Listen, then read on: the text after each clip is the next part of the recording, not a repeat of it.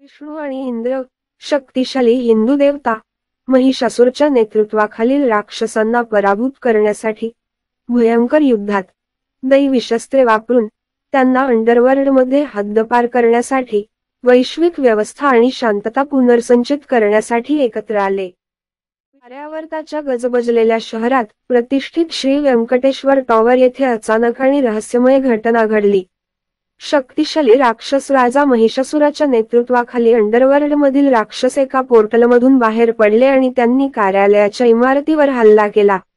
घाबरलेले कर्मचारी आणि पाहुणे जीव वाचवण्यासाठी धावले, पण राक्षस त्यांचा नाश करण्यात अथक होते. सर्व आशा नष्ट झाल्याप्रमाणे 2 दिव्य आकृती दृश्यावर दिसू लागल्या.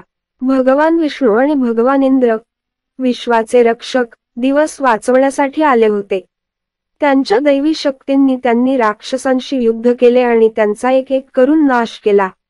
विष्णूचे सुदर्शन चक्र आणि इंद्राचे वज्र हे शस्त्र राक्षसांना हाताळता येण्याइतपत शक्तिशाली ठरले. कर्मचारी आणि पाहुणे भयभीत होऊन पाहत होते, कारण देव त्यांच्या संरक्षणासाठी लढत होते. अखेरीस अनंतकाळसारखे वाटल्यानंतर राक्षसांचा पराभव झाला आणि कार्यालयाची इमारत वाचली. लोक आनंदित झाले, देवतांच्या हस्तक्षेपाबद्दल कृतज्ञ. देव हसले, त्यांचे कार्य पूर्ण झाले आणि ते प्रकट झाल्याप्रमाणे अचानक अदृश्य झाले.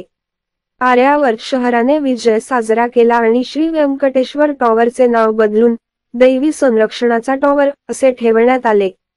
देवांनी त्यांना वाईटाच्या तावडीतून वाचवलेला दिवस कर्मचारी आणि पाहुणे कधीही विसरले नाहीत. देवतांच्या शौर्याची दंतकथा इतिहासाच्या इतिहासात कोरलेली आहे, जी येणाऱ्या पिढ्यांना प्रेरणा देणारी आहे.